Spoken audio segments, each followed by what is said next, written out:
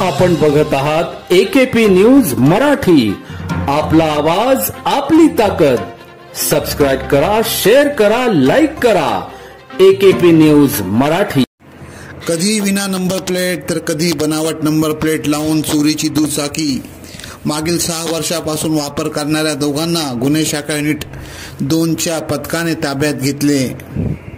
रोहित राजेंद्र पगारे वय 25 राहणार मानेकशा नगर काठेगल्ली, राहुल देवीदास मुसळे राहणार पाटील नगर सिडको अशा दोघा संशयितांची नावे आहे। 2018 साली संशयित रोहित याने राहुलच्या मदतीने सिटी सेंटर मॉलच्या पाठीमागील पार्किंगमधून मोपेड दुचाकी चोरी केली होती। या प्रकरणी मकरंद दामोदर जोशी राहणार गंगापूर रोड यांनी गंगापूर पोलीस ठाण्यात दुचाकी चोरी झाल्याची फिर्याद देखील दिली होती।